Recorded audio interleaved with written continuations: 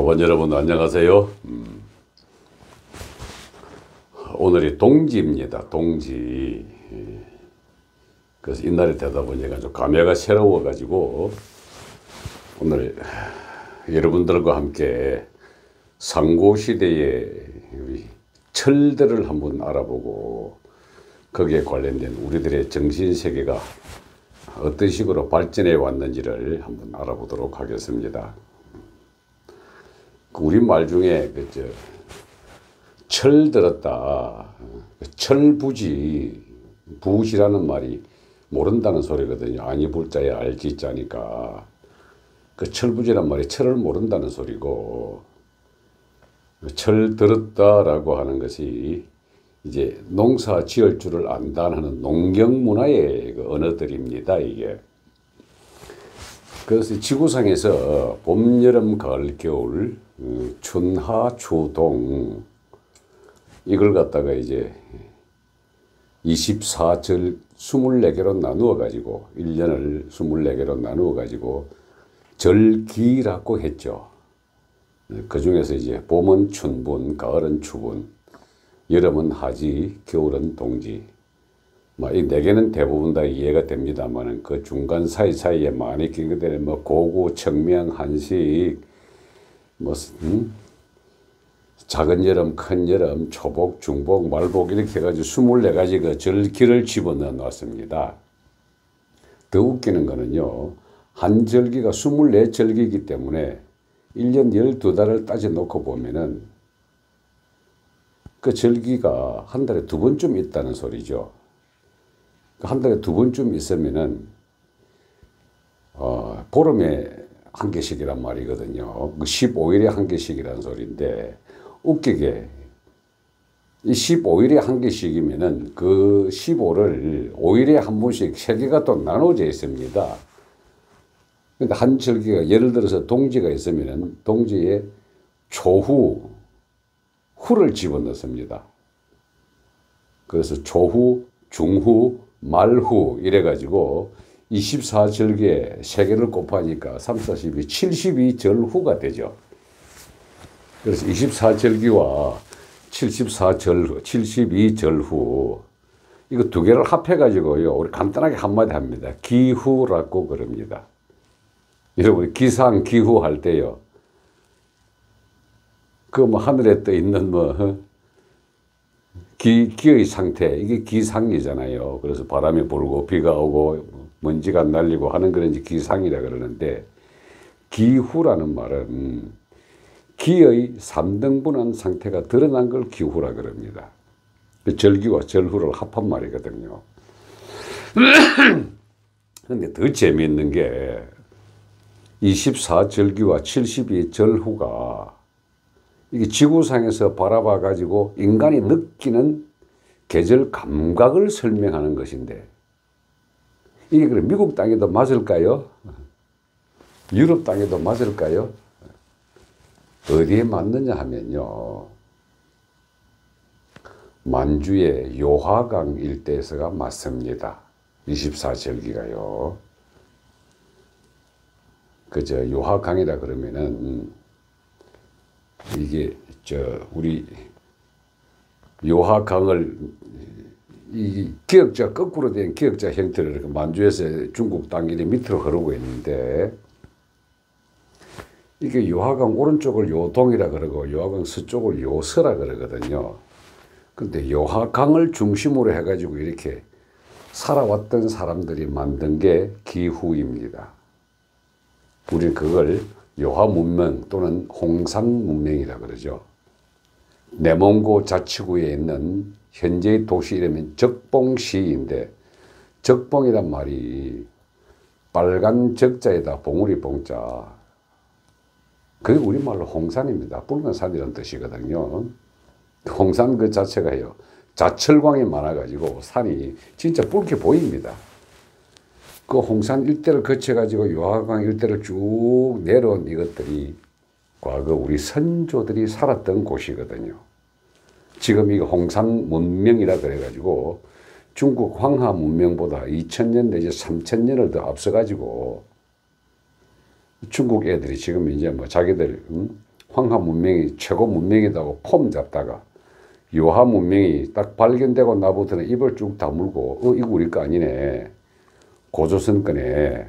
근데 말을 안 하고 가만히 있다가 한국 역사가들이 저 우리 거 아니다는 식으로 뭐 팽개 쳐버리니까 올시곤 하고 지금 동북 공정으로 지금 쳐들어와 가지고 요하 문명 그 자체를 자기들 황하 문명의 원류로 이렇게 집어넣는 작업을 하고 있습니다.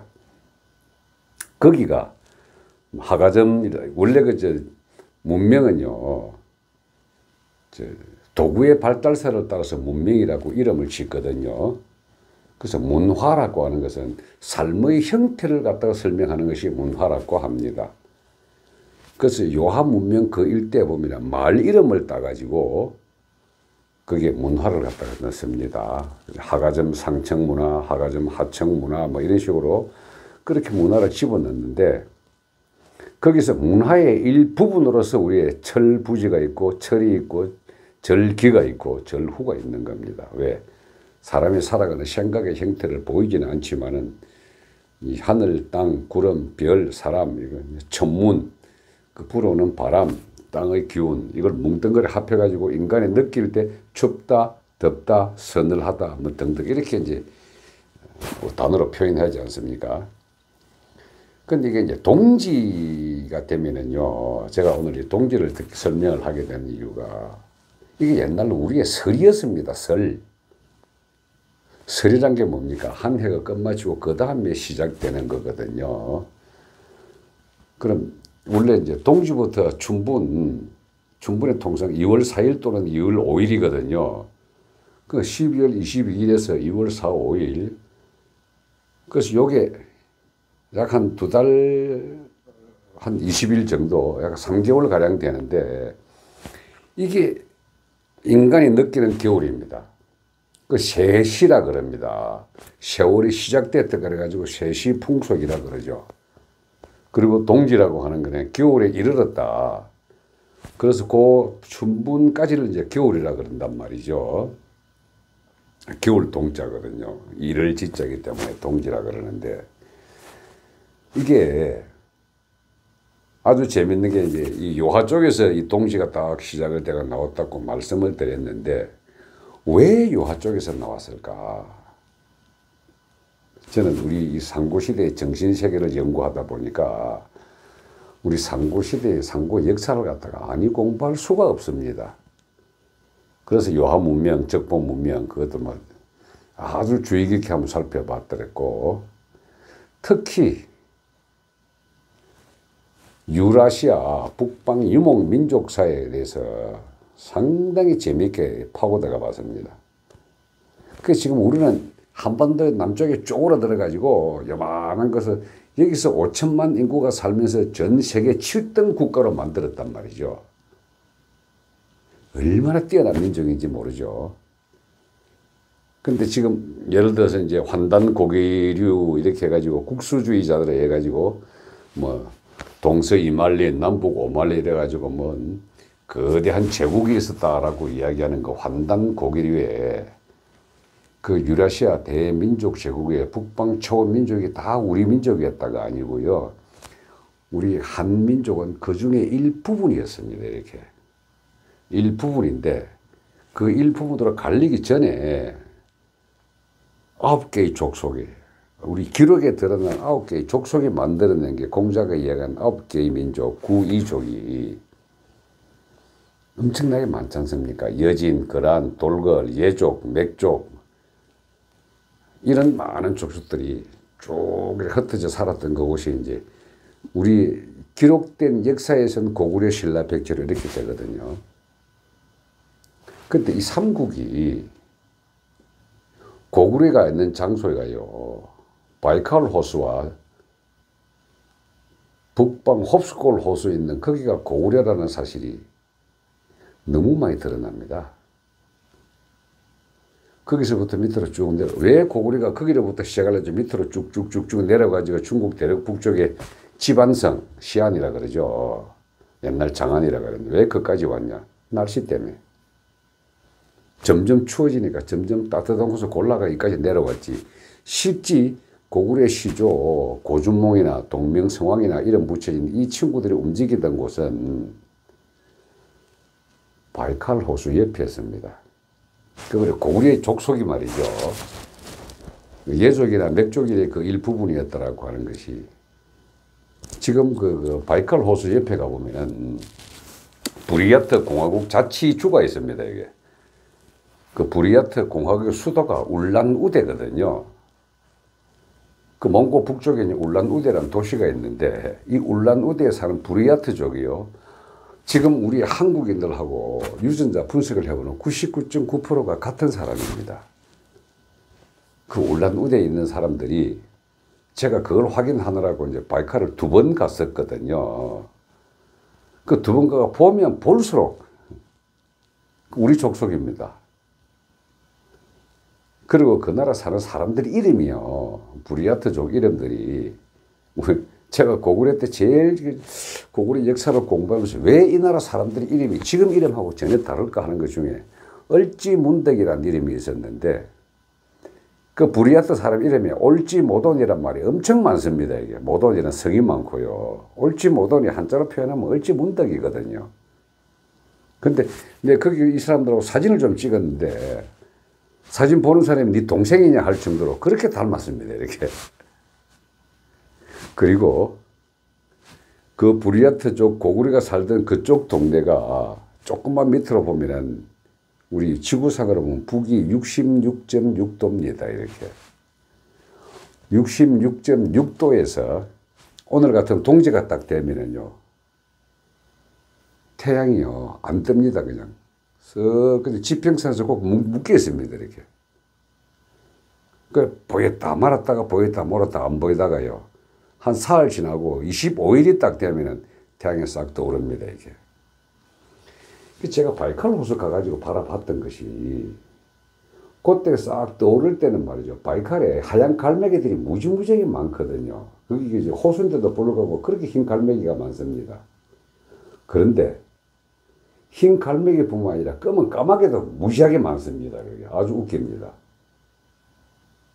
그 저는 우리나라의 삼조고 처음 이야기 나왔을 때요. 자, 12월 20일 동지가 되면 태양이 딱 밑으로 숨어 있다가 그 다음 25일 돼가지고 싹 떠오를 때는 말이죠. 그 떠오를 때 그 까마귀가 그 태양 그 사이로 많이 날아다니거든요. 그리고 그 주변 호수에는 흰 갈매기가 무지 많습니다. 그럼 옛 우리 선인들이 어떻게 생각했겠느냐. 동짓날이 돼가지고 한 해가 딱 끝나버리면은, 1년이 끝나버리면은, 그 동지 추운 겨울날이 지나가지고 꼼짝 안 하고 태양도 그냥 숨어 있다가, 사흘, 3시에 사흘 딱 지나고 나니까 태양이 딱 떠오를 때 거기 까마귀 같이 온단 말이죠, 이렇게. 어떻게 생각했겠습니까? 저는 이런 생각이 들었거든요. 이야, 거기에, 바이칼 호수 거기에 이제 불칸바위라고 이제 이 멀리서 보면은 흰빛이고 가까이 가서 보면 붉은빛이고 아주 신령스럽습니다. 우리 견우직리의 전설이 거기서 나왔는데 거기서 살았던 우리 옛 선인들이 12월 22일 동지가 되면은 태양의 지평 속에 딱 깔아앉았다가 25일 되면 태양이 딱 떠오를 때 그 하얀 갈매기들이 거의 뭐 빌빌거리고 있다가 검은 까마귀들이 탁 안에 나타났을 때는 흰 새가 태양 안에 들어가가지고 저 태양 떠오르게 하려고 얼마나 날개짓을 열심히 했으면은 지 몸이 까맣게 불타는 줄도 모르고 태양을 떠올렸겠다. 이게 삼조고 느낌이 확 듭디다. 이거 제 뇌피셜입니다. 그냥 생각과 상상의 소설인데 태양 속에 든 까마귀 그 동짓날에 생각해냈던 우리의 이 전설이 아니었겠나. 그리고 그게 울란우데, 바이칼, 홉스골 그 주변에는요 샤만들이 무지무지 많습니다. 어떤 때는 그 산속에 들어갔다가 겨울에는 밑에 내려왔다가 밑에 홉스골 호수 바이칼 근처에 또 따신데 내려왔다가 그다음 봄 딱 되면 또 다 산으로 올라가 버립니다. 바이칼 근처에 높은 산들이 굉장히 많거든요. 그래서 거기에 산에 살던 사람들이 그 바이칼 호수가 어떻게 생긴지 여러분들 아마 잘 모를 텐데 지구 대홍수 시기에 생긴 거거든요. 홉스골 호수하고는요. 약 7만 6천 년 전입니다. 그럼 대홍수 시기에 우리가 어디서 살았겠습니까? 전부 산에 살았거든요. 산에 살던 사람들, 이게 선자가요, 사람 인변의 매산자거든요. 그 산의 사람들이 어떻게 합니까? 산기운 받아가지고 열심히 옹기조식하고 해가지고 우리는 이 무당이라고 이야기하지만 이미 선인들이 했던 겁니다. 그런. 지금도 그 샤먼들이 많이 있는데 그 샤먼들이 우리는 그 천대시 해가지고 무당이라고 하지만 이미 수련을 통해서 하늘에 이르렀던 거기에 이르렀던 사람들이거든요. 희한하게 그 사람들이요. 병들고 하면 잘 나사줍니다. 이상한 약초를 입에 품고 막 이래가지고 우리를 말하면 굿거리 장난 비슷한 건데 그게 나사줍니다. 그 동짓날에 일으키는 아주 재밌는 이야기들이거든요. 제가 뭐 그 이야기를 풀자면 끝이 없습니다. 그 당시 얘기 어떻게 술록이 산타를 모는 루돌프 사슴이 됐는지, 그리고 산타 할배가 왜 산타 할배인지, 왜 굴뚝에다가 선물을 집어넣는지, 뭐 이게 동짓날에 일어났던 여러 가지 일들이 너무 재밌는 이야기 많은데 하려면 끝이 없기 때문에 오늘 동짓날 기나긴 밤 우리의 과거 옛 선인들의 산속에 살던 사람들의 그런 재밌는 선수행을 생각을 하면서 하루를 잘 보내주시기 바랍니다. 뭐 팥죽을 먹는 이유 여러 가지 많이 우리 선수행에 관련된 건 많지만은 뭐 1단계 오늘 여기까지만 하겠습니다. 예, 고맙습니다.